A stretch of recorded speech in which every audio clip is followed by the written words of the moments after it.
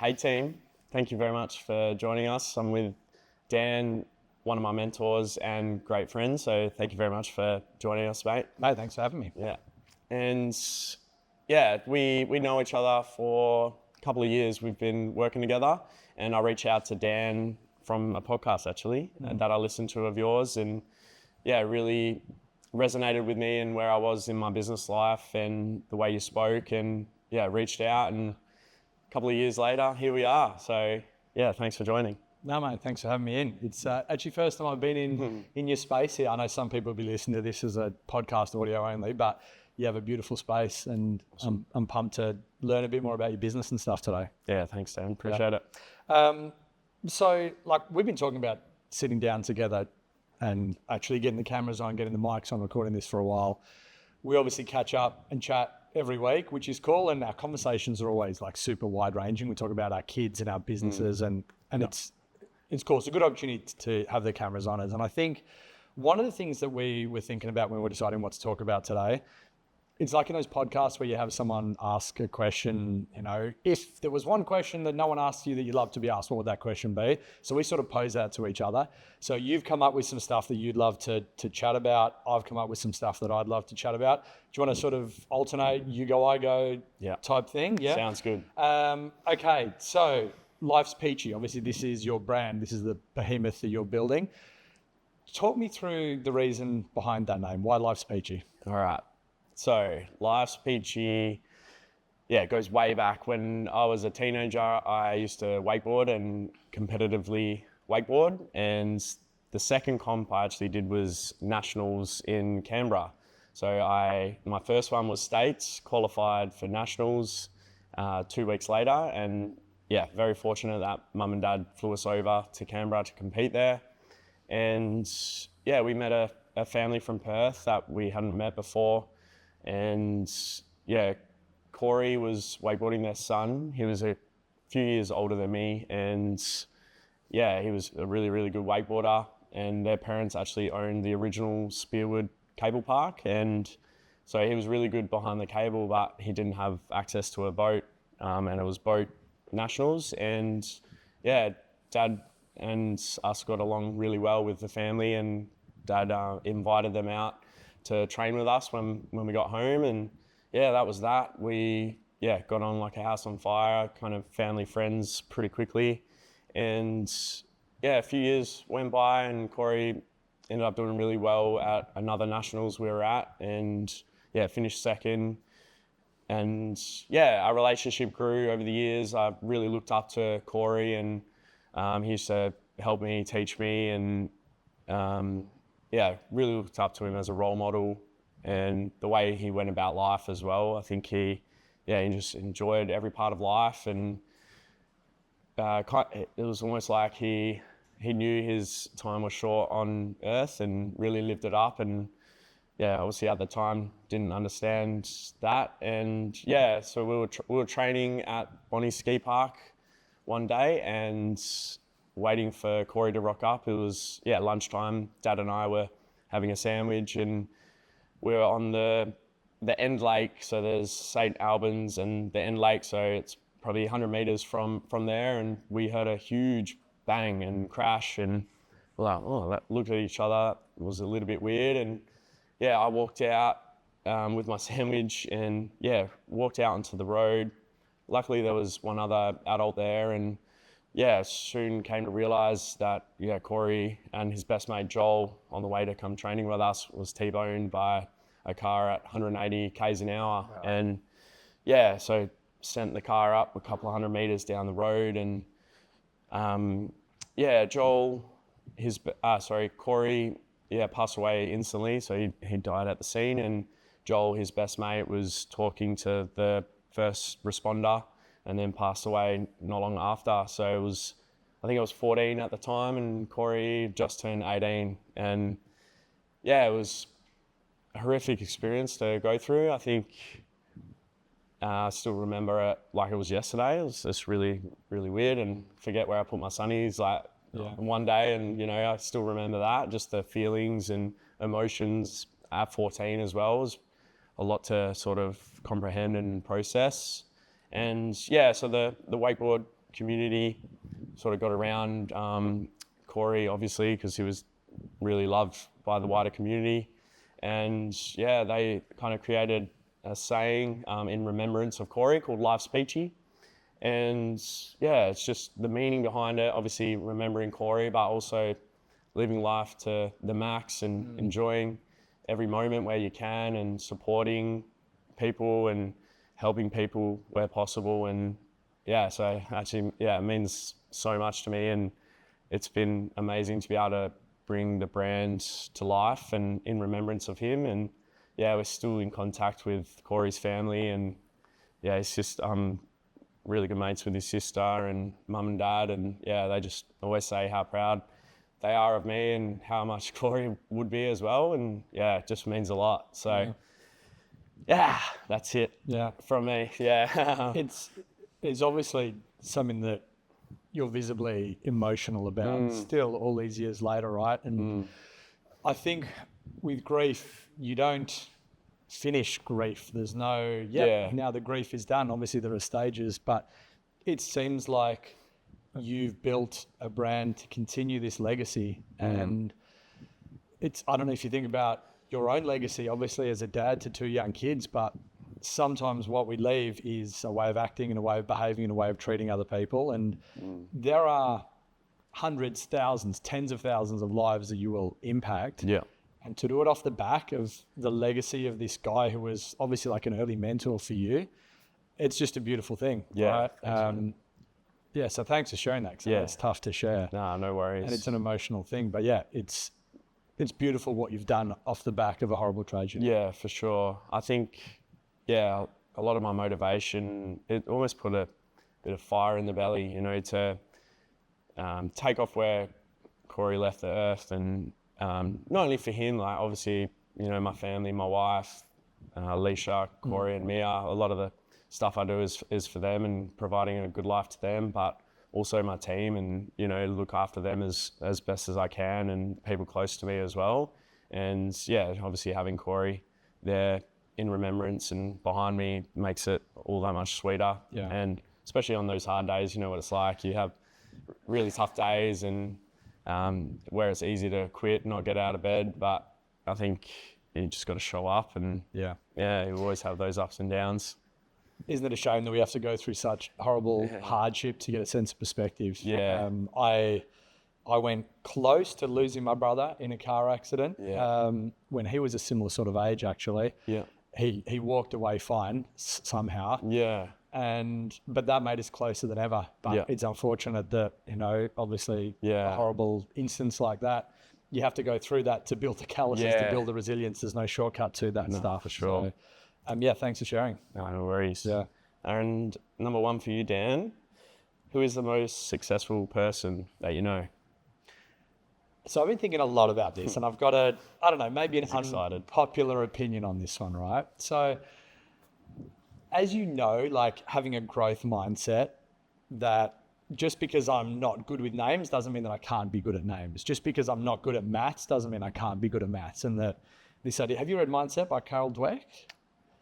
Or no, I think I've read another book from Carol. Yeah. Okay, so it's a mindset. Okay, so it's this idea that a growth mindset means that your abilities aren't fixed. You know, you transfer it to this environment. I'm terrible at squats. Doesn't mean I'll always be terrible at squats. Yeah, for Whereas sure. a fixed mindset is, I'm bad at maths. I'll never be good at maths. I'm bad at squats. I'll never be good at squats. So this growth mindset from a business but also personal perspective, and I'll get to the answer of who is my definition of success or whatever, right? But I firmly believe that we have so much more agency over our lives than we want, and that your definition of success is going to be very different to mine, is going to be very different to anyone listening or watching to this, right? Yeah. So in my mind, we have this ability, this agency to say, here is the life I want to live. This is what my day wants to look like, my week, my month, my year, right? And we look at that, and here's ideally where we want to be. And if we're falling short of that, a growth mindset will tell us that we have the ability to change it and become that. So my measure of success is what I'm working towards. And I've intentionally engineered my life to match what it is that is my definition of success. And this is going to sound very egotistical now, but I am the most successful person I know because I have a very different a definition of success to anyone else. Yeah. And I've worked my ass off to align what my life looks like to my definition of success. So for me, I am that person. And I'm sure for you, because I know you have that growth mindset as well. Yeah, definitely. Your definition of success, which is different to mine, you're working hard to match your life to that. Yeah, for sure. I know it's something that we've been working a lot over the last couple of years, and you always push me to ask the questions like, is this something that you really want to do? And I actually struggled with the task when you had me build my ideal life and my ideal day, because what I realized was I'm actually doing what I really enjoy and really love doing. Like I love, seeing people every day and coaching them, and I love working on the business and doing, all the things in here that I do, and obviously working and with my team and that. Yeah, it's just something that I really cherish, and I did find it hard, but it just made me realize that we are the ones that create our success, and it is very individualized as well.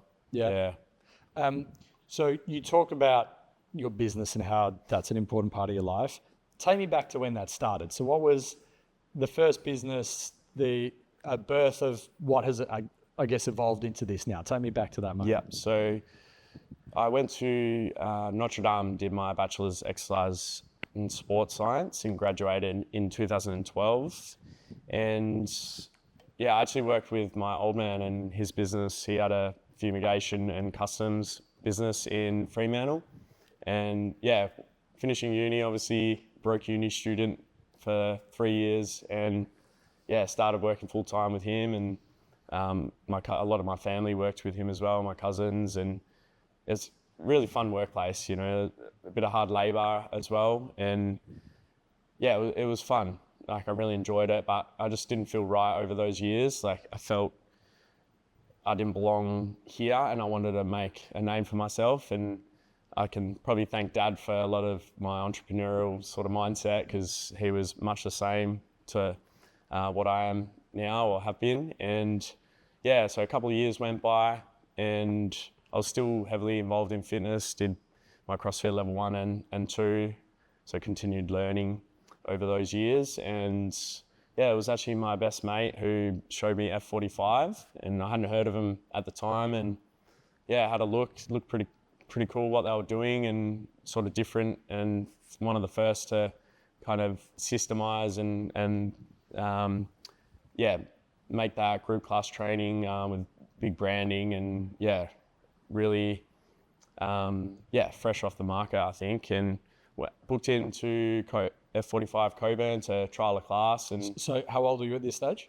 This was 2016, so I would have been 24, I think, if my math serves correct. And so I was still spring chicken, I suppose. And I remember sitting in the car park of F45 Coburn and I was nervous, I was anxious, and I had quite a bit of fitness experience. Like, I've just been to uni for 3 years and been doing CrossFit, done my level 1 and level 2. And I remember, I was nervous to go in there. Like, what would people think of me? Will I do all right? And I think that feeling there, I tried to carry over to our business when we opened in 2017, and thinking about someone who hasn't been inside a gym before and maybe a little bit overweight, and how would they feel? They're probably going to feel pretty anxious and nervous themselves. And so really liked the class, inquired about franchise. They actually had Byford available, which is an area that I grew up in, and a lot of mates and family here, and growing area, younger families.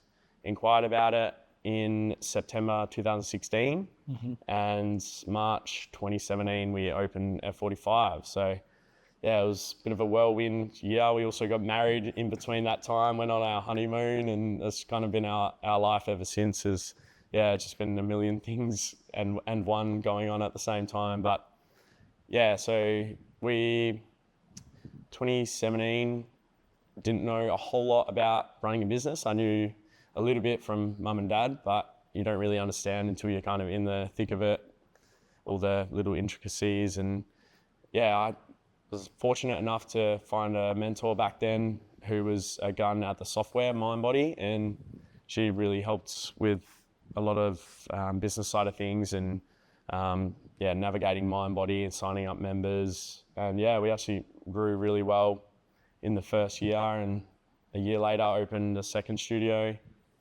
A year and a half later, a third studio, and then COVID hit around that time for a bit of a spanner in the works. And yeah, it's been a crazy journey, but yeah, I wouldn't change it for the world. So, and I'd imagine that initial, as a early mid-20-year-old, that initial appeal of the franchise was, I don't necessarily have the business experience.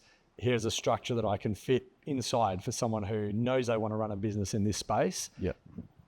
That was the appeal for you, the structure, and first you do this, then you do this, then you do this? Yeah, for sure. I think it appealed to me as well, one, because I really enjoyed the class and the product that they had at the time, and yeah, having the systemize and everything, sort of the back end stuff kind of given to you, a lot of the marketing, and it was on a bit of a growth spurt as well. There's a bit of hype about it. So yeah, but definitely because it was my first business, definitely,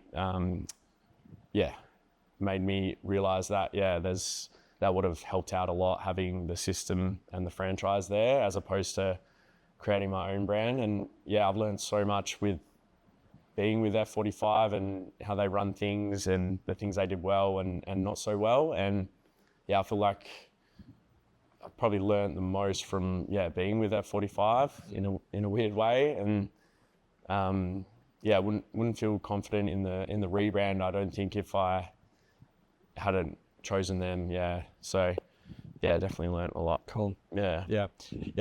I've got more questions about that and that F45 journey and how that went. I know we're alternating questions, so I won't jump in, but I will circle back to that. Okay, cool. More. Yeah. All right, number 2, Dan. You say that mindsets are trainable skills, like riding a bike. What does that mean exactly, and how would you explain that? Yeah. So I've always inherently known that if you want to get better at something, you do that thing, right? You want to get better at pull-ups, you do pull-ups. You want to get better at deadlifts, you do deadlifts. As a dad of 2 kids as well, I'm sure you will share the sentiment that one of the best, the highlights of I could literally live to 1,000.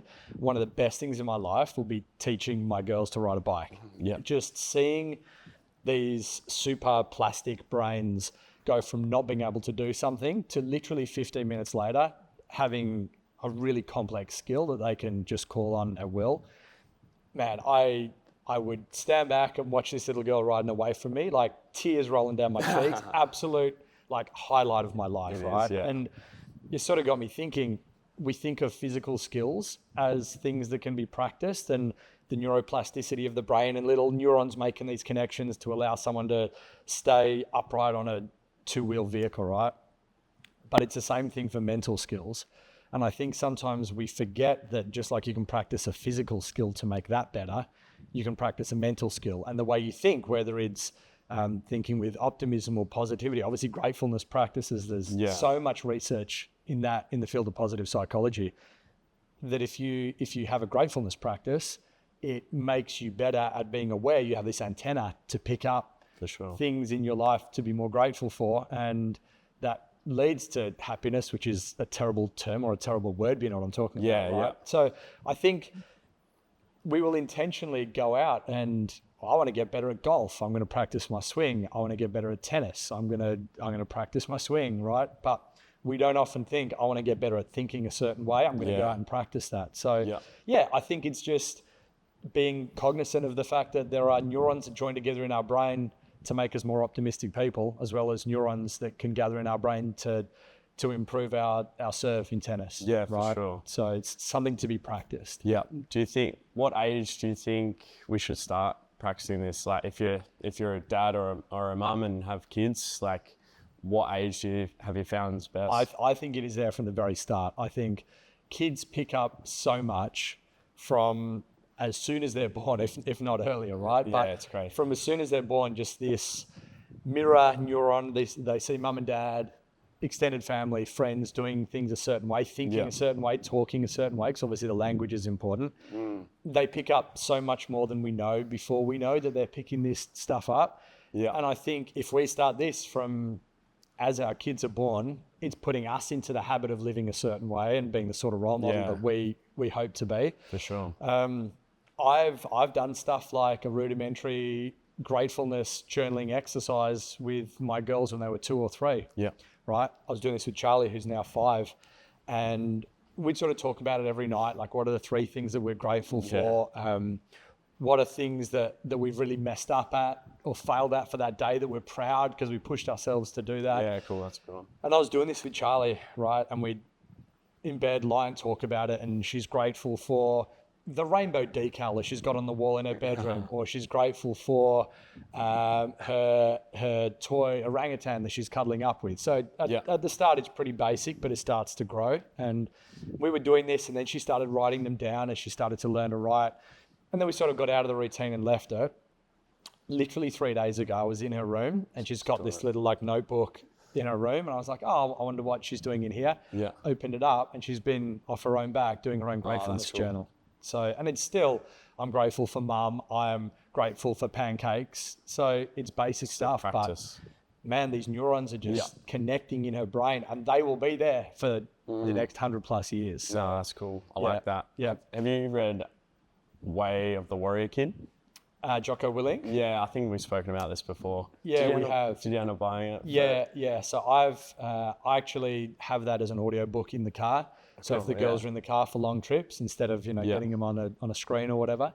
I think that should be part of a school curriculum. Hey, like I think the lessons behind it and the growth mindset.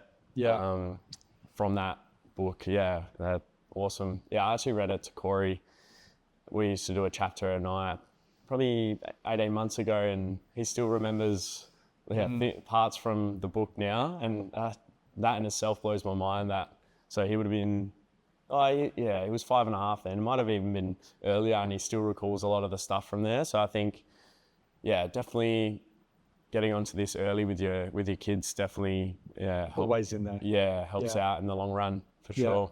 It's for those who don't know the book, I mean, a Jocko Willink Navy SEAL thing, so he wrote Discipline Equals Freedom. Yeah. Like the version for the grown-ups, right? But the whole premise is there's this kid, and Uncle Jake comes to stay. Uncle Jake is basically Jocko Willink, right? And he teaches him how to study for his maths test, and he teaches him how to swim, how to do pull-ups. So I got the 3rd book in the series for my brother's kids for Christmas. Oh, cool. So hopefully they're not listening to this podcast. Spoiler alert. Yeah. And he's got a colouring book, and there's a little field manual, and he's got a whole series of them. So just very good. Teaching kids how to be resilient and stuff. Yeah, definitely. I said I wanted to circle back.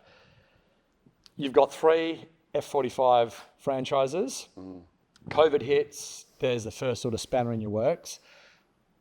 F45 faces a bit of a decline. Obviously, you were much closer to this than me. I was looking at this from the outside in. Talk to me about what happened when F45 started to lose its first mover advantage. Yep. How did you respond? How did you pivot your business maybe? What did that look like for you? Yeah, it was obviously COVID. Yeah, big spanner in the works for everyone. And no one really knew what to do or where to go next. And we were just trying to survive the next 12 months. Perth was reasonably safe from COVID at this point. So I think we had 3.5 months lockdown. Over that time, we closed our second location, and we just sort of cut the losses there and had to release the premises we had signed for 5 years. Bit of a sting in the guts, but I think it worked out well in the end. And at that point, we had Byford and Kelmscott, so 2 locations. And classic old me back then in my 20s, opened up a CrossFit gym in Kelmscott as well, right next door to F45. So you say right next door? Literally. Right next door? Right next door, yeah. So you walk through the premises, you had F45 and then CrossFit on the left. And I pretty well moved our team from Armidale to Kelmscott for the CrossFit. Maddie, was running the place there for a few years. And over that time, I can't remember exactly when F45 joined the NASDAQ, so the American Stock Exchange. I think it was just prior to COVID. I could be wrong. I think that had a massive part in their downfall. I think they almost doubled what they said they would open in terms of studios in America than they actually did. So a lot of investors, I think they had Wahlberg and even David Beckham invest and overpromise, underdeliver sort of scenario. And they started being a company-centric organization. And exactly. We have to offer shareholder returns as our modus operandi as opposed to experiences and stuff. 100%. So a lot more company-centric, and I think that this probably stemmed from that. They went off tangents and they tried to open up a seniors and a youth training program as a bolt-on. So they didn't add it into our studio systems and operations. They tried to sell it to all the current franchisees. So obviously trying to get extra revenue and profit from that. So it sounds like they were doing two things then that in hindsight, and obviously hindsight's 2020, right? Yeah. They were trying to be everything to everyone. Correct. Trying to be for the youth, for older adults, and for their core demographic. Yeah. And then the very people who were driving share prices up, they were not respecting by saying, hey, you pay this franchise plus X plus Y on top of that. Yeah, for sure. So you're alienating both the people who are the core of your business and the people who are potentially going to be entering your business. Yeah, exactly. And further to that, I think it was FSA or a Pilates inspired infused program and studio from F45. So that was another one. So that's three different things. And then, all on top of that, not listening to their clients, which was us at the time, and didn't evolve. And in the meantime, you had your Fit Stops, the Yard, BFT. I think there was a bit of a lawsuit going on with them as well. And they just didn't evolve and keep up with the trends in fitness. Like, for example, with the squat racks, us as franchisees were on their case and recommending and suggesting we get squat racks so we can, increase the weights and progressively overload our members. That's what people wanted. And didn't listen. And I think it was maybe last year they finally announced they were going to bring them out. And I just thought to myself, too little, too late. I think they'll always be around. There'll be a place for them. And I'm obviously forever grateful for what they did, and it's pretty cool that they started and was owned by people in Australia and Sydney.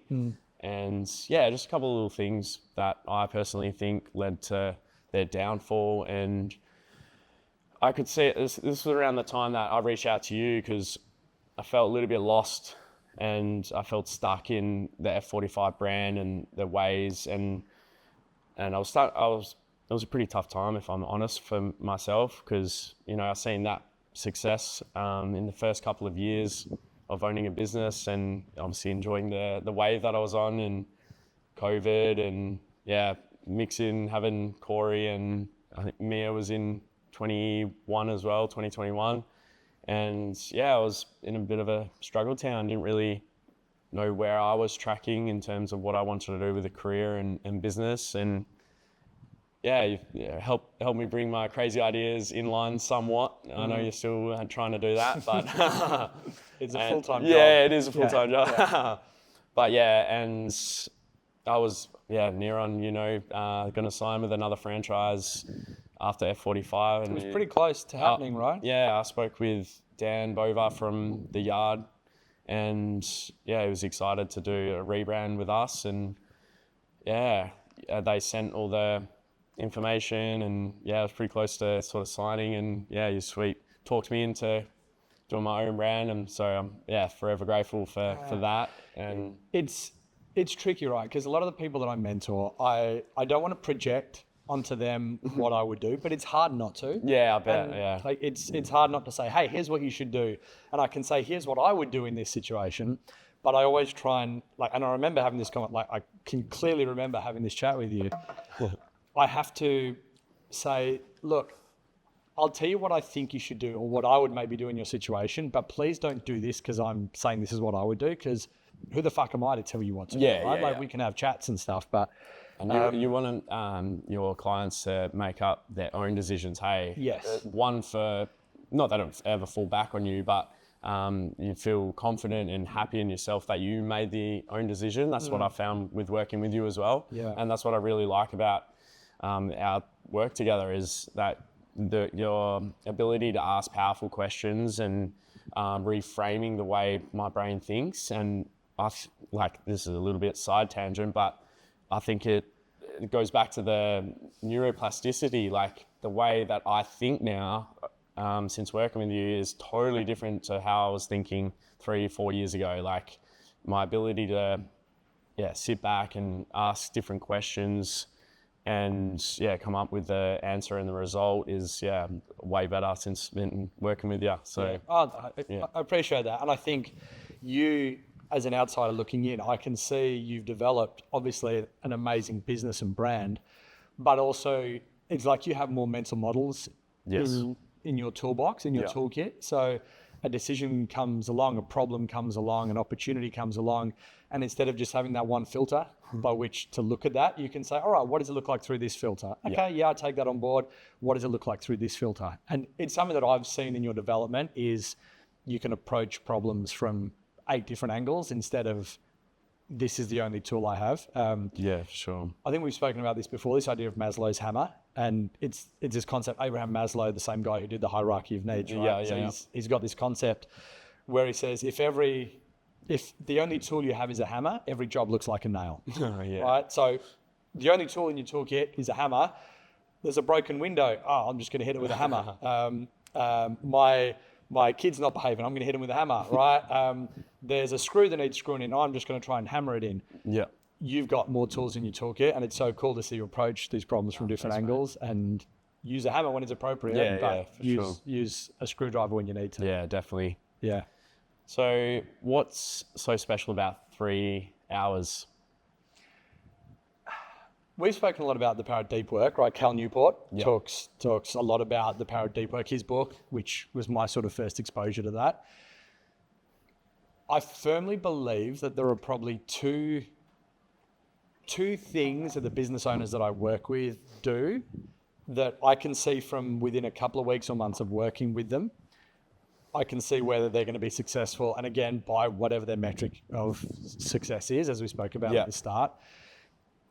The first thing is organization. So having a good system around organization, around what their calendar looks like, around how to manage their own productivity and the efficiency of that, and making sure they're working on the right things. That's the first thing. And people who are well organized, I think in business, that's a bit of a superpower. But the second is this ability to give time to working on the business, right? We all get stuck, and you've been there as well. Yeah. I've been there, man. I've spent like a decade there, where you get stuck working in the business, doing the day-to-day. Sure, there are a lot of billable hours, which is great because you're getting some sort of tangible return from them. But again, the business owners I see who accelerate quickest from 6 months maybe in business to 3 years in business are the ones who give a block of time, at least one block of time every week to deep work. And there's something magic about 3 hours. I do one block of deep work, 3 hour work every week, which is headphones in, metaphorical blinkers on, right? I go to a cafe. I'm not around my kids. I'm not around people I work with. I'm not around clients. People in the cafe know my order. I walk in, say hi, give them the nod, and they bring out my bacon and my omelette and my banana smoothie, right? And I do 3 hours of deep focused work where I'm in flow, where time just goes without me even thinking about it. Yeah. This sort of temporal hypofrontality where you lose track of what time is doing. Yeah. 2 hours is not enough. It takes me, half an hour to get into flow state, and then you get pulled out of it in the last half hour. So you end up only having an hour of work, and you can't get your teeth sunk into a project there. Yeah. So this 3-hour block of deep work, and this would be one of the biggest pieces of advice I would give to someone who feels like they're stuck in their business, not on their business, is find 3 hours where you are not in an environment where there are any distractions. If the building catches fire, you just lose a bit of hair on your arms, right? So having that focused block of time is incredible. And you can honestly do more in that 3 hours than most people will in a 2-day 9 to 5. Yeah. And this is something that you I implemented a few months ago, right? I still remember the session we had, and I mentioned the idea. I read it, somewhere. I think it was online somewhere about the 50-day sprint or 90 days, I think it was, and deep work periods. I think it was one a week, but I wanted to cram it in a little bit faster.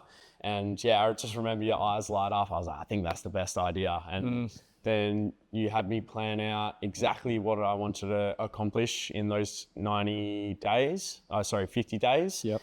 And I ended up doing 3-hour blocks per week. I think I had 4 or 5, and you recommended that'd be a little bit too much to start with. Because it needs to be full focus. Full focus, yeah. This can't turn into a 9 to 5. I got to admit, I had a couple of sessions where I could see that focus going, where I didn't put my phone on Do Not Disturb, and I was up here actually, and I was in and out of team members coming in and out of the office, and you get into that flow state, and then you get interrupted, and the work and the quality of work wasn't as good as it should have been. And I think I might have messaged you after the first couple. I was like really excited because you get into that flow, and it's so easy to get distracted in business and working in the business rather than on it. I think I got that right. And it was awesome to have that critical thinking time and put some work into it. And for the first couple of years in business, you're kind of doing everything. Hey, like I remember first 6 months of F45 Byford, I was coaching every class. So 6 or 7 classes throughout the day. I was cleaning, obviously doing sales, marketing, member retention like stuff. all these things are important. All super important. These are the things you need to do to keep your head above the water. Yeah, for sure. And like so many business owners I work with, they just feel like they're drowning. So to continue that keeping your head above the water analogy, they just feel like they're drowning, and they get 3, 4, 5, 6 years in, and they never feel like they're actually moving forward. And that deep work is what moves you forward. I don't know how you sort of thought about it as you were doing that sprint, but for me, my measure of is this deep work is the work I'm doing in this 3 hours going to, if we're looking at it from like a superficial business perspective, is this going to move my business forward? Yeah. And by that, I mean, my business is worth $100,000. Let's pick a number out of the air, right? At the end of that 3-hour block of time, is my business worth more than $100,000? If I were to sell it now, is the asset that is my business worth more? And it could be $100,010. Yeah. But it is worth more. So is it increasing potential of future financial earnings? Yeah. Or, and at the stage that I'm at now in my business, this is probably more important, is it increasing the ability of my business to earn me time in the future? Yeah. So is it earning me efficiency? Because the metric that I'm using to gauge the success of my business now is not how many zeros are after in the bottom line of my bank account, but it is how much time is my business earning me? Yeah, which sure. I'm valuing much higher than how many zeros from the bank account. Yeah, right. Definitely. Yeah, I think I struggled as well with figuring out what to work on, and for me personally, I broke down last Peachy Fit, and the big 3 needle movers were member experience and retention, marketing, and then sales as well. So getting new people in the door and spreading the word of the brand.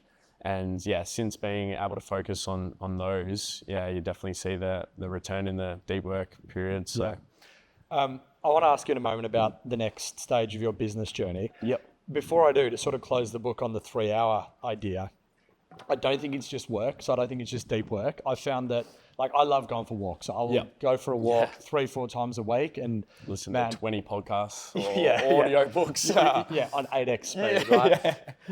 But I I love doing that. And I found that on the rare occasion that I can go for a big walk, again, there's something about 3 hours that I can go for a 3-hour walk, which is obviously like you're covering some distance, and I'm not walking fast, but I'm moving, right? You walk for 3 hours, and the person who comes back is different to the person who went out. Sure. It's the same thing if I'm driving down south, right? I try and head down to Yallingup as much as I can. Mum lives down there, so we take the family down there. Can highly recommend having a mum who lives in Yallingup, by the way. How good. And that 3 hours that it takes Something to about drive that down there, there's something about that. The podcast or the book that I'll be listening to. Yeah. You get down there as a marginally different person to the person who got in the car before the journey. So Yeah, for sure. there's something about 3 hours, and I've done some research in this, and it crops up in history, and historical figures say the same thing. So Yeah. I would really recommend to people, if you can find 3-hour blocks, whatever it is that's important to you, put it into a 3-hour block. Yeah. If it's personal development, put it into a 3-hour block. If it's business development, put it into a 3-hour block. Yeah. I think it's important. Definitely. I feel like when I start getting a little bit agitated or, short fuse, I figure out that it's because I've been running all these different places and I haven't had that white space time to think. And even if it's just to do nothing, like don't look at your phone, doom scroll on your phone, and don't plan anything. I know it's hard and it's hard to start with, but giving yourself that white space time, and I'm sure we'll get to Stoicism and the way these guys thought back, thousands of years ago, but they recommended, giving space for your brain to think. And I feel you come up with some of your best ideas in that time, like we've spoken about in the shower or driving in the car. And it doesn't happen without that time. So I highly recommend the 3 hours. Yeah. And you say you can teach someone everything they need to know in business with 7 words. What are those 7 words? Fingers and toes? I was just checking. I was just checking that it is actually 7 words. So obviously business is strategic planning, and it's marketing, and it's sales, and it's customer experience, and it's operations. Like they're all these different facets. And I like to teach or mentor people, and it's because it's how my mind works. If I can distill it down to the simplest thing possible, if I can take a 120-page business manual and put it into a single page, for me, maybe just because my brain's a little simple, but that's what works well for me. So the 7 words, Steve Martin, the comedian. Yes. He was being interviewed, I don't know, maybe 20 years ago. And the guy who was interviewing him said, so Steve, what advice would you give to young comics who want to excel in their field of choice? They want to be a stage comedian. They want to get on TV and movies like you. The interviewer's expecting him to say like, practice, practice, practice, or write every day, because if you write every day, the whole Jerry Seinfeld, if you write every day, some of the stuff you're going to put out has to be good. And he looked at him and he said, be so good they can't ignore you. And those are the 7 words. Okay. And I heard that and I just thought, man, that is fucking genius, because that covers your operations. You have to be so good. It covers your marketing. They can't ignore you. It covers your sales because you're unignorably good. Yeah. So if you want to excel in a certain area and you want people to sit up and take notice, spend less time walking out onto the street corner and saying, hey guys, we're really good. Come in here. It's amazing. Spend less time out on the street corner and more time inside. Yeah. And whether inside is physically inside, like an amazing premises like you have, or whether inside is your 3 hours of deep work, or whether it's something else. If you can be so good that they can't ignore you, if you can be unignorably good, you're basically set. And if you do nothing else in business but be so good they can't ignore you, I think you're going to be really hard pressed to not be successful in business. I'm just looking up, because that reminds me of a book, Business Made Simple. You might know the author. Is it Donald Miller? I don't know. Haven't read that one. Okay, so this was a really good one, and I just want to find the author. And he speaks about business, and I always think about this. There's so many different arms and working parts. You can kind of think of it like an engine or a motor. Like if one thing breaks down, then you know, everything else is going to suffer. So, and here we go. Donald Miller, I had it. Well done. Should have trusted my instinct. Yeah. And yeah, he spoke about that in the book that, there's so many different parts to a business, and what makes a business model might just be that they're so good at everything and all the different arms that They can't ignore you. that is their Yeah. business model, you know? And I think a lot of people try and come up with these grand ideas or a new way to do things, when in fact, if you just did everything really, really well, better than everyone else, then you might be the best. So yeah, I really relate with that. And I think Alex Hormozy talks about this a lot with products more so, and brand just being that good that people are going to like your product and they're going to sell it for you. So I think, that's a really cool one. It's a good place to start. So if you can just be so good they can't ignore you, Yeah. I think you're most of the way there. And cool. as marketing and sales strategies change and new social media channels come out, I try, like, I'm cognizant of this, I'm aware of these things, but I try not to chase that shiny new thing. And instead of trying to skate to where the puck is going and saying, where do we think this is going to be so we can place ourselves there? Instead of looking at what's going to change and trying to position myself in front of that, I will look at it and say, well, what's not going to change? Yeah. And focus on the things that aren't going to change, and being unignorably good, I think is a pretty good place to do that. I know this, like that unignorably good thing was part of your rebrand. It's part of why you broke tires, like spoiler alert, with F45 and CrossFit, and created your own thing. Yep. Why the rebrand? Yeah, we spoke about I wasn't happy, or something wasn't right with my trajectory and the way business was going, and with the downfall of F45, I knew I had to change. And to be honest, I wasn't worried. Like I don't like to worry about other businesses that are similar opening up next to us.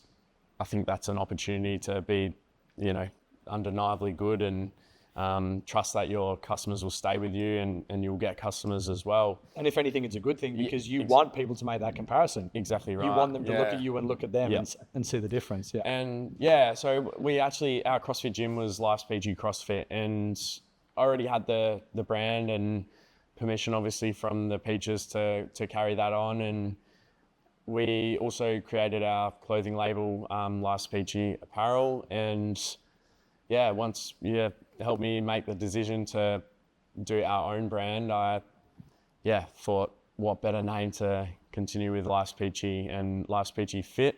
I'll tell a little story. I don't know I think you might remember, but I looked up all the trademarks because we own the trademarks for Life's Peachy, and originally had the name as Peachy Fit and had the logo done as just the P and the F. And I did some more research and found there's a Peachy Fit over in Byron Bay, I think. And I'd already had all my graphics and all this done. And turns out it was already taken. So we had to use the Life's Peachy Fit. And I'm really happy it happened that way. I think everything sort of happens for a reason sometimes, if you want to think like that. And I think the logo looks better, and obviously the main thing is carrying on the Life's Peachy legacy and that brand name. So, why the rebrand? It really got me excited, and I was nervous about similar gyms coming into our area, and I kind of thought if it was a Fit Stop or BFT that I'd have something to be concerned about, because I wasn't happy with how the F45 brand was going and their product at the time. They literally hadn't changed their workout in over 7 years since we were in F45. And I've been to a lot of different franchises. Like I've done Revel, The Yard, Fit Stop, BFT, Change over in Broadbeach in Queensland. And I was quietly confident that we could create a product and service better than what I'd experienced. And obviously with the help from you, I really backed myself, and still a little bit of stress and worry because we were a reasonably successful F45 and won a couple of division champions, in our area for business performance. And yeah, I just kind of went with my gut from what I've learned over the 15 years in the industry, and built it out. And me, I quite like building out things and businesses, and It's fun to build. it is fun to build. And I was really happy with the effort and help from you that we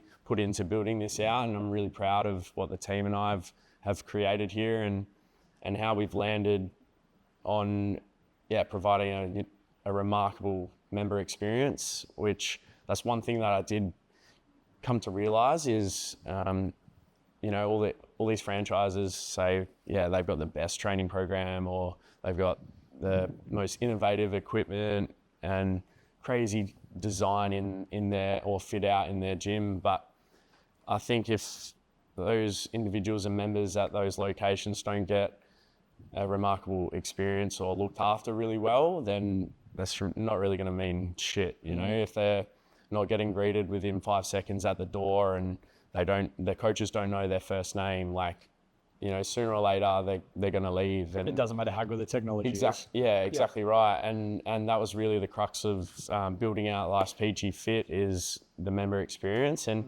don't get me wrong, there's always things we can improve on. And there's probably been times where we've been below par, but I think that's business though, isn't it? There's always those little arms in your business that you can improve and refine, and we'll continue to do that. And I've got the team on board. This is how we're running the business, the brand. This is what we stand for, and and just accepting that we might not be perfect right now, but with the mindset of, hey, we can provide that better experience and continue to improve it over the years. I think that's all that matters. So it's been a bit of a journey, but I think this experiential thing is huge. It's something that we've spoken about recently, and that I'm going extremely deep on this area. This is basically the last 6 months. I've been working on a project that we're not ready to launch yet, but purely based around this experience, not in the fitness space, but in a wider sort of corporate economic space. And I think for you, defining that as the thing, as the USP, the unique selling proposition, and working out that the service you're providing is to make people feel a certain way, right? There's this idea that a fish doesn't know what water is, right? A fish is so immersed in water, it's all they know, that if you say to a fish, what's water? They'd say, I don't know what water is. It's something that we struggled with you for a little while. And I'm not going to go into your metrics. I know some of your numbers. It's not my place to share them, but I know some you'll be happy to share. How many people did you open with? 175 members. This was how long ago? April 24. Was that last year? Okay. Call it a year and a half. Yeah. 174 members. A year and a half later, what are you at? 308. So just crossed the 300, 3 weeks ago? Yeah, it was about a month ago. So that's a pretty decent growth rate. And I work with a lot of business owners, and that's atypical. And I would say to you, hey, Benny, what are you guys doing down there? What's different? And you didn't know. Because well, I said, what did I say? I said, we care about our members. And you said, yeah, but everyone says that. So does everyone. And I actually struggled with this task that you had me do. And we spent a couple of months on this. I spent so long on this, and just really asking the question, what do we do differently? And then I came to you with that video I watched, Mind the Gap. And it was asking the genuine questions, and spontaneity in the experience, and just being genuine in everything that your members bring to you, and problems they have or successes they have, and the overall experience. And you helped with a framework that you had and some team reflection. And I actually feel that has a big part of our success is our amazing team. A lot of our team members have been with us 5, 6, 7 years, and Yeah, that is unique, and Yeah, that is a definite point of I'm difference. proud of that. Like, Is this because of your leadership style? Like, are you doing something? Because people don't just hang around for 6 years just because. I like to think so. I think to start with, all of our team members at Byford, they started as members. So I've got a little, soft spot for that. I think that's really cool because you get to sort of, see how they are as a person, and you get to know them before, they come into work for you. It's the ultimate job interview. It's like a job interview, and they obviously joined and were paying for a reason because they wanted help with something. And you can't really do that, with a job, 1 or 2 job interviews. What's that, like 20, 30, 40 minutes worth? Whereas, I was seeing them 4 or 5 times per week, at 45 minutes a session. And I was providing them an experience and service that we stand by, and they obviously really liked it, and now they're doing the same thing. So I don't like to say the word, but grooming, like they spend a lot of time with me, and I like to think that how I look at problems and successes, they're probably thinking similar way and similar frame now. Like, just remember we had a team meeting last Wednesday, and Ariz, my manager, ran the meeting, and I just sent her a message later. I was like, man, so proud of like how you've grown. Like, she's done amazing, and just how she runs the team and the girls. She's taken on a lot more responsibilities, and she's doing really well. And I just wanted to tell her that, and she replied, learning from the best with a love heart. So I think leadership has, I think that's a convo for another day. I can go through my different types, because there is, I don't know exactly, I think there's over, well, it'd be infinity, but over 10 different types of leadership. And I think leading with empathy as well, like, life's pretty tough, and making sure that you're empathetic with each and every person, especially team. A lot of them have kids and husbands, and things, pop up. So being empathetic and not, just respecting things that could go wrong for them. I think that's what some of the team have said before as well. And just making work fun, like, not here for a long time. So there's no point being, sad and stroppy. It's like, try and make it fun for them as well. So I think these are ideas you should get out of your head. Yeah, like I think so I think too, you should formalize this. Like, I've got some questions. No, a question I'm going to ask you later, which I already know the answer, because it's something you've been working very hard on. But I think part of your secret sauce, and the fact that your metrics and numbers are disproportionately high compared to most people, a lot of it has to come down to you. You're the common denominator here, and you say, it's leadership, and you should be empathetic. No, like it's true. I've spent a lot of time thinking about what it is that makes you different, because I want to bottle that and say to other people, hey, this is what worked really well for Benny. Try this as well. And I think, like, if you've got something in your head, we sort of kick this off talking about legacy, right?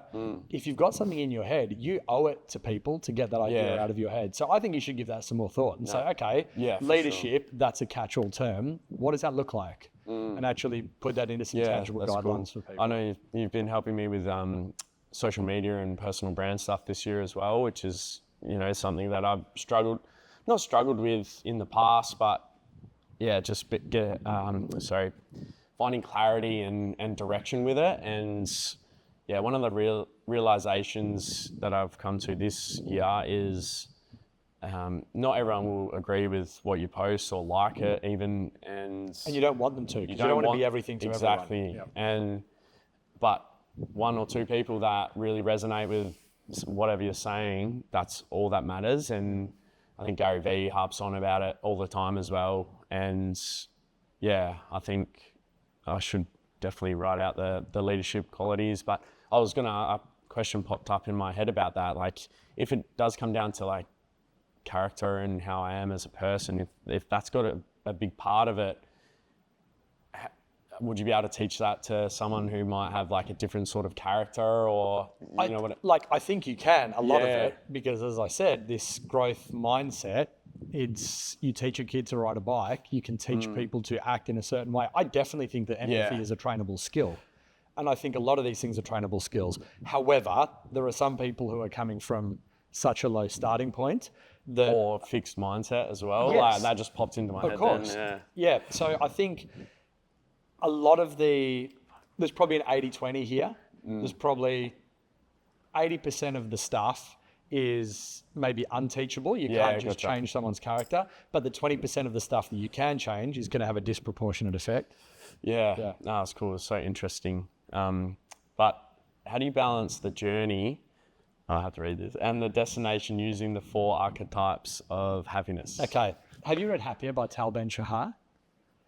No. You've told me, I've heard you speak about him before. We've spoken about it. So this is probably the best example or the best framework that I've found to explain this. So huge cliche, right? Journey versus destination. Like which do you optimize for? How do you balance this? And my life seems to be filled with these contradictions, you know, journey versus destination, ambition versus contentment. These things are like, well, you can't be ambitious if you're also content.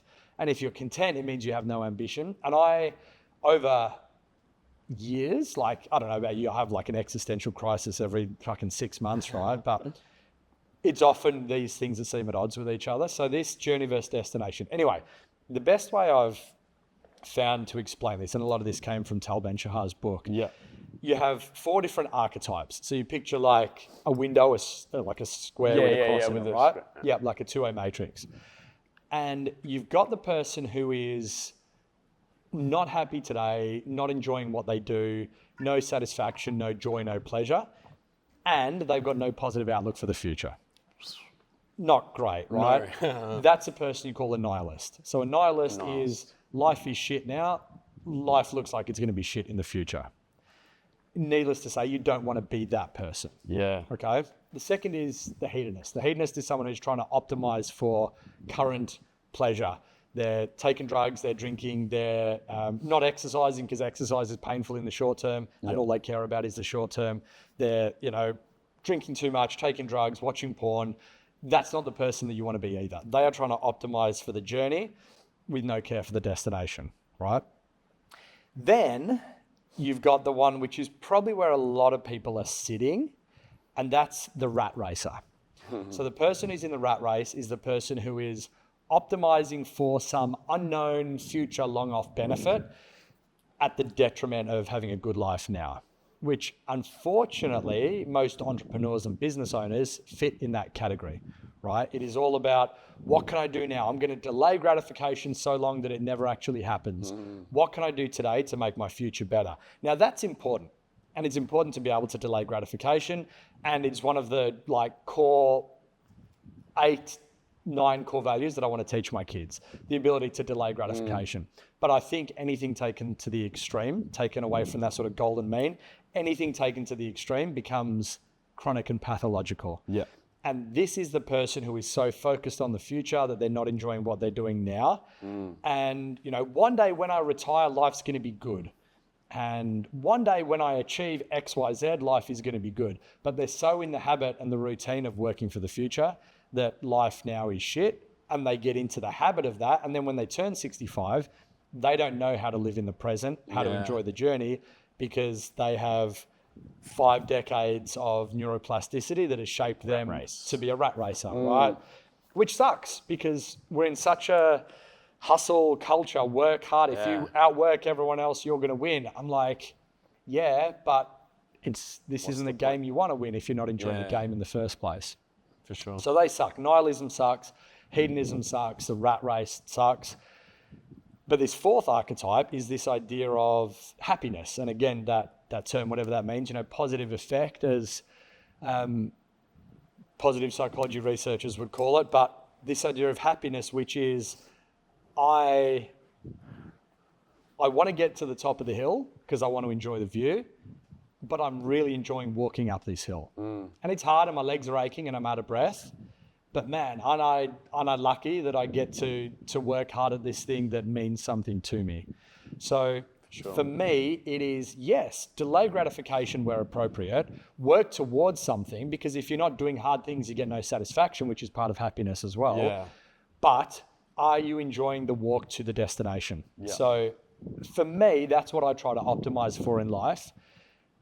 Am I doing something now that I hate in hope, this false promise of some future success? Yeah. And there's a time and a place for that. And there are times when you need to work 24 hours straight on something because it's important to you. Yeah, for sure. But most of the time, you need to be enjoying the walk on the way to a view you're looking forward to seeing. Yeah, I know you've helped me with this a lot this year as well. And you actually sent me one of your articles. I think it's philosophy. Yeah. Can you remember the... Yeah, you can find it at dwbc.au/philosophy. Yeah, it is philosophy. Yeah. It's just called that. And yeah, I've always struggled with just finding time for myself and slowing down, enjoying the journey. I think it's so easy to get in that rat race of like work, especially on social media. I don't know if that's played a part in it as well, and comparing your life to those of others online. And yeah, that's always on my conscience to slow down, enjoy where I'm at, enjoy the age my kids are at, because I love this quote, your kids are never going to be this young, or no, your kids are never going to be this age again. So enjoying that moment with them now, they're not going to, wake up in the middle of the night and come into our bed and give us cuddles forever, So even though you get a disrupted sleep at night and grumpy in the morning, try and enjoy it where you can and have a bit of gratitude for that, because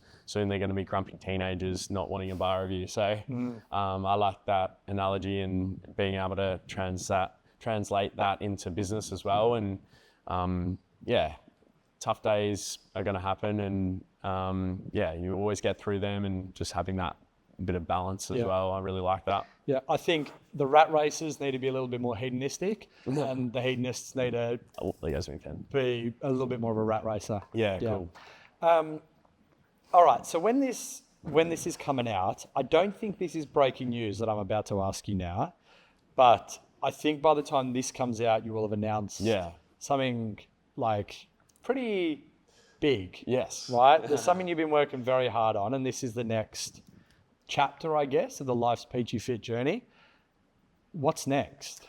So Life's Peachy Fit is now offering franchise opportunities. Big. Yeah, it is. Big. It is big, mate. And you know me, I'm always looking for areas to grow. And we've been working on this a lot over the last 6 months and asking me all the right questions, make sure I've made the right decision. And I'm really, really happy with the decision to build out the franchise model. And I feel really good about it, not only for us and a business to grow, but for the ability and opportunity to help other people live the life that I really enjoy, and that they can help other people and hundreds of other people in a different location in Perth, and just multiply the impact that Life's Peachy has had on our community, and be able to do that elsewhere at other locations. I think that really gets me motivated, and I'm super pumped on it.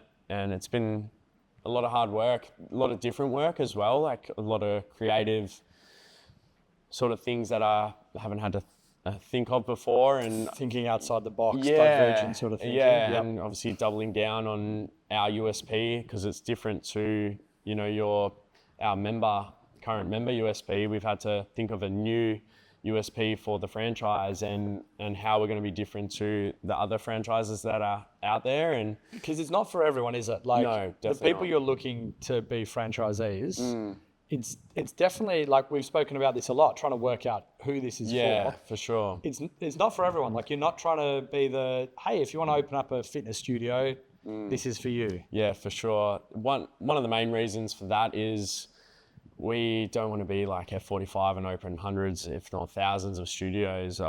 We'd be really happy with a small, tight-knit community of franchise partners that we help with, like physically help them grow to a number that we know is possible, because we've done it and we're doing it here.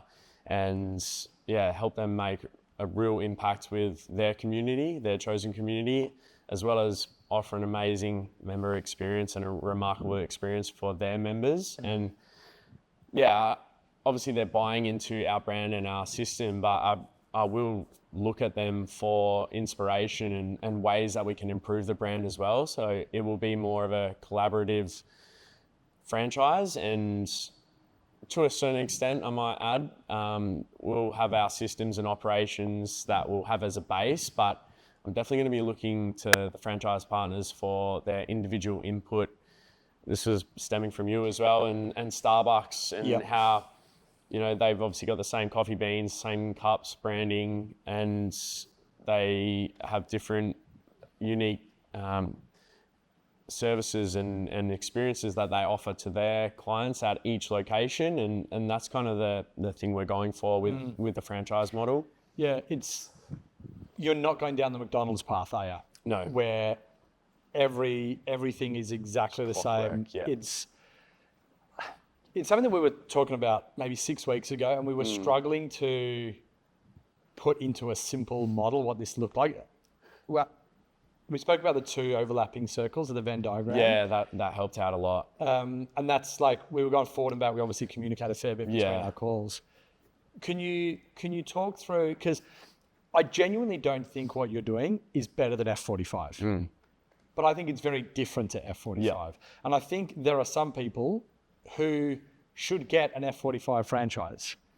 They're not who you're going after. So can you just paint a picture that those 2 overlapping circles, like, why this? With all of the crowded boutique franchise fitness space, talk me through that overlapping 2-circle Venn diagram model we discussed. Yeah, so I struggled with that task, and you suggested draw 2 circles. On the left-hand side, your sort of F45s, fit stops, your big powerhouses in the franchise fitness game. And then the other side, your real individualized programming, kind of only one-on-one sort of owner-operator.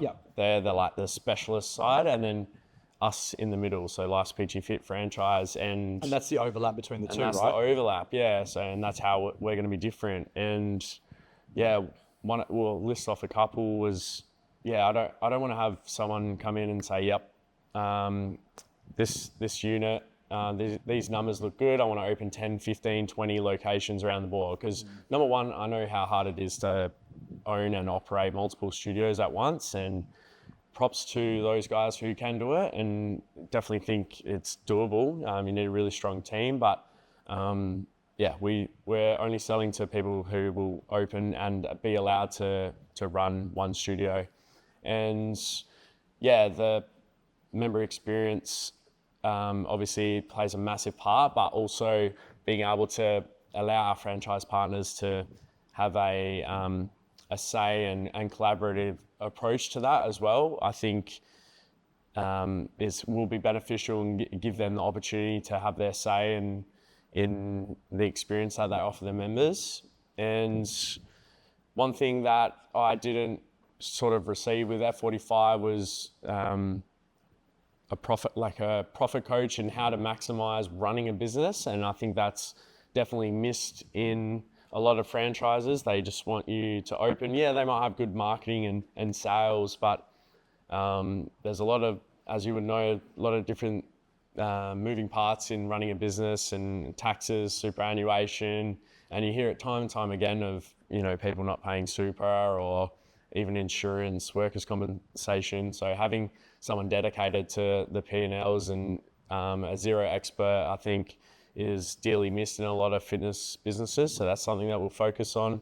And I think being with them every step of the way from pre-open into running the business, that's definitely going to be something that we'll do differently, and really be hands-on in the mentoring and running and systemization of a business. So we had a conversation probably 2 years ago, and this is when you were, you had multiple premises, and your success metric was bigger is better, more is better, right? And for some people, that's absolutely the case. It's not for Yeah. me, and hopefully I didn't sort of project that onto you, but you realize that bigger is not better, but better is better. Yeah, for sure. And I feel like that's almost a common theme that's run through. Like you've said to me, you don't want to have hundreds and hundreds of these franchises around. You've got intentionally pretty tame growth projections, right? Like you've said, I don't want to have 10 people courting me to get a franchise at one time. You want to keep this small. Any growth that does happen, you want to keep slow. Yeah, Because you want better to be better, not bigger to be better. definitely. It's interesting. That's a through line that is shifted from how many F45s can we own plus a CrossFit through to let's do less and let's do less better with more of a personal connection and more of a one size fits one instead of one size fits all. And like I said to you when you were talking about a franchise, I'm like, okay, but what's so different about it? Like what's so unique? Yeah. Because there's so much competition and you don't want to compete in this red ocean where everyone's fighting and there's blood in the water. You seem to have sailed into this blue ocean where you've said this gives people the support that they get from a franchise, but it gives them the freedom and the entrepreneurialness that they would get from opening their own place. It seems like the best of both worlds. I'm pumped. I'm very excited because it's quite different. It is. It's probably, it would be the first I've seen a lot. It's different. client that you would have had doing this as well, like franchising. Yeah. I mean, I said after, I made my decision to get out of, like, because we do our long-term plan, 12 months, we do 6 months and short-term as well when we work together. And that was pretty cool in itself, was, coming to the realization that, more isn't better, and checking off our goals over the time. So we're down to the one location, and I said to myself, don't ever open up multiple fitness locations and then I'm franchising. But it's different in the fact that we're not the ones like running the team as such. We're not the leaders in that location. We'll be leading and helping that person or that franchise partner do the same and basically become us to do that with their location. And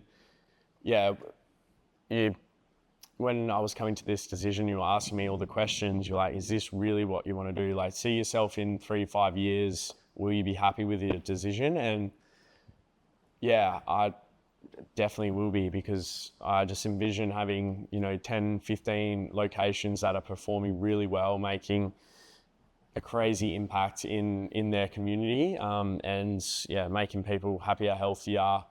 And it really got me excited, and especially with the brand and Life's Peachy and the legacy that it holds. It was just giving me a little kick and fire in the belly. And it's actually been a really enjoyable and busy, crazy 6+ months. But I wouldn't change it. I wouldn't change it for the world. I've seen you work incredibly hard at this, and we had a conversation 6 months ago when you were about to go all in on this, and I said, like, you have my blessing to do this. Like, it's okay, and I'll support you with this. Yeah. But you need to focus on this, right? Yeah. And saying no to things. Hey, and that's the thing. It's the opportunity cost of this for you. Yeah, I know. Because you have a lot of ideas. Like, I don't think either of us have got any shortage of ideas.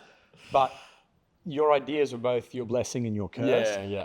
And we basically said, all right, if you're doing this, you go all in on this.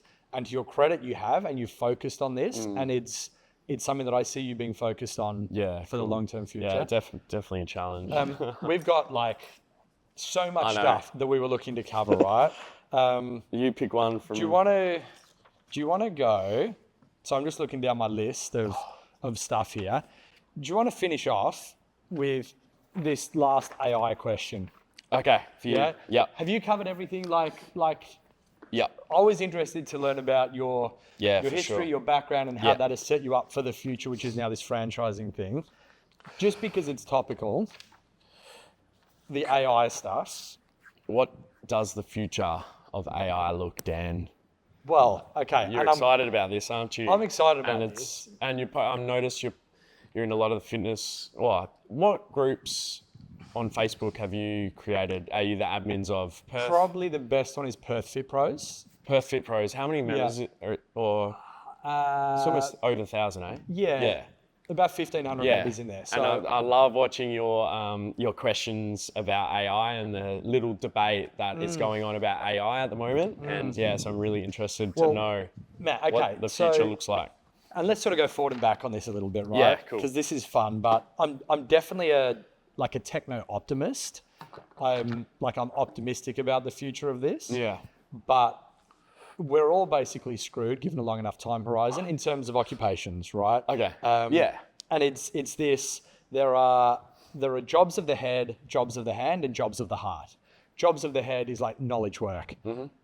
I would not want to be an accountant, lawyer, etc. knowledge work jobs now. And I would not be steering my kids down those paths, because if they're not already redundant, they're going to be out of it pretty soon, right? Then you got jobs of the hand, and this is like automation. And we always thought that when AI came along and when the robots come around, it'll be the chippies, the sparkies, the builders who go first, but it hasn't been that way. So the knowledge work, jobs of the head going first. Jobs of the hand, some of it's automated. I mean, I've had a robot washing my dishes for ages. It's called a dishwasher. Oh, yeah. So that will come next, but it's the jobs of the heart that will be around for the longest, which is why I love you talking about the experience you're providing. That hospitality, people come here because of how it makes them feel, not because of the service that they get. That's the difference between service and experience. So future of AI, given a long enough time horizon, it's going to take everything, right? So if I said to you, do you think exercise, hard work in a gym-based environment, do you think that's safe from AI, like interacting with other people? Does that feel pretty safe to you? I think, like you say, in the long enough time horizon, I think it'll be gone. It'll just be the way the world is. And I think that's an unpopular opinion, because people, like, I agree with you 100%, but people don't like it. No. Is that what you're saying? I agree with you. And I think their contention is, I know you'll always need the human connection. You'll always need like hardship to overcome and physical activity and stuff. But again, big asterisk here, big but, long enough time horizon. All you need is an implant that moderates your levels of dopamine, oxytocin, serotonin, endorphins, right? Because it builds your muscle and gets rid of body fat. Like that's probably where it's going to end up. Because it's a feeling that we're trying to sell. And you come back to first principles and you say, well, people come here because it makes them feel good. Well, why do they feel good? Well, they feel good because there's some neurotransmitter cocktail cascade that happens as a result of what they do. And you go, okay, these neurotransmitters, what if they could be artificially put into your body? You have methods of birth control like IUDs that basically do exactly the same thing. Instead of stopping people getting pregnant, this could stop people getting depressed or anxious or whatever, right? For sure. But I think that's a relatively long time horizon. I think we're safe building businesses, not taking that into account for now. So in the meantime, what I think it's going to be, and this is the jobs of the heart, we should be building experience. And that is the commodity. That is the thing we sell. Experience is what we sell, because service is not going to be enough, because the cost of services is basically going to come to zero. The cost of product is basically going to come to zero, because you want to buy something, you just 3D print it. Right? Which is it's wild, isn't it? Not far away. So if you're trying to build a business around a commodity like coffee beans, right? Selling coffee beans is not a good business, because it's a commodity and it's a race to the bottom who can provide the cheapest thing. So what's after a commodity? Well, a product. Do you want to put those coffee beans, a commodity, in a bag and sell them on the shelf in a shop? That's a product. The cost of those is also going to come to near zero, right? So a service, okay, you go into a cafe and someone makes you a coffee and hands it to you. That's a service. Pretty soon that's going to be automated. Here's your coffee. Exactly, But the experience, you walking in, and I ordered Lucy, our 3-year-old, a baby chino the other day. And it's a cafe that I go to a lot. They know me. And the barista, the girl there who was doing Lucy's baby chino, knew that we had dressed up as Frozen for Halloween. And because I'd shown her a photo the week before of here's me dressed as Olaf, right, for Halloween. So this baby chino arrived, and the latte art in the top of this baby chino was a snowman. Oh, cool. Right? Yeah. And I'm telling that story because it's remarkable. that is where the future, or at least the short to medium term future, needs to be. Yeah. It's less about serving someone coffee, and it's more about putting a snowman in the for foam sure. on the top of a 3-year-old's baby chino. Yeah. And I think you're on the right track with that. And my big focus, if I read you the titles of the last 25 books that I've listened to in pretty quick succession, it is all about experience. Yeah. The way you make people feel, right? Service is black and white, experience is color. Yeah. And to position ourselves as business owners in the future, it needs to be color. Yeah, I think a lot of personal trainers and potentially gym owners would be starting to get worried about the AI age. And they should be. They should be, yeah. And it actually got me excited, hey, because it makes what we're doing and our brands even more valuable, because people are going to, rush to have an experience and have a certain feeling that they'll receive in the AI age. They'll be craving that. Yeah, they'll be craving that. At least for the midterm. I think one day it will be, wiped out, and or maybe, we might be one of 100 gyms, 99 that are robots run by robots, and one of authentic human connection. So, yeah, I think it's. And I was reading something the other day. Apparently, I didn't know this, but when the internet came out, did you know apparently there was hysteric. What's the word? Hysteria about the internet and the world's going to end, and everyone was actually worried about the internet, like we're going to collapse. And yeah, obviously we're totally fine. Yeah. So I think a lot of the feelings around AI and the world's going to end, so full Terminator age is coming, but yeah, well, we've still got to put a lot of trust into those that are building it and running it, but yeah, I can't see it going the wrong way, but yeah. Fingers crossed. I can definitely see it going the wrong way. Yeah, I can absolutely see it going the wrong way. For sure. And I think, the internet, the same thing happened with the printing press, and people's minds are going to rot because they're reading books. Yeah. Right? Or the cancer with the mobile phones. So probably... every technological advance, there has been the doomsday sort of prophecy to it. Yeah. And this is a cliche, and this is like a joked about term, but I do think this time it's different. And it's like, it's it's different this time is a sort of tongue-in-cheek term. I do think it's different this time. Yep. And when we get to ASI, artificial superintelligence, artificial general intelligence before that, we have no idea. Our minds are too small and limited to comprehend what's going to happen.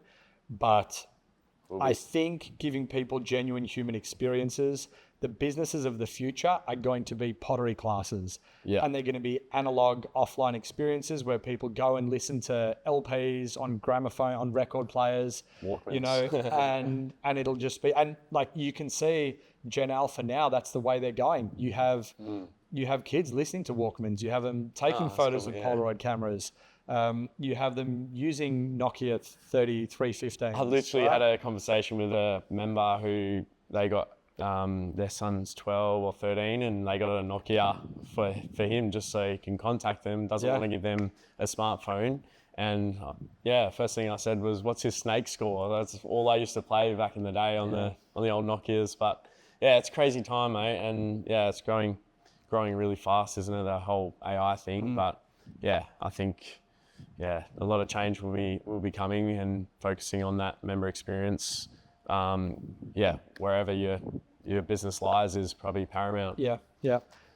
Look, mate, thanks for having me on here, but thanks for your trust over a couple of years. It really is a pleasure and a compliment to know that someone would trust me to work with them. And awesome. man, like, I'm your biggest fan. I'm in your corner, and I'm like, I'm pumped to see what you do with this, because you have worked incredibly hard. And I'm yet to see you do something that hasn't been successful. I got no reason to think this won't be the same. Awesome. So, thank you very much, mate. Good on you. Appreciate it. Cheers, Thanks Benny. for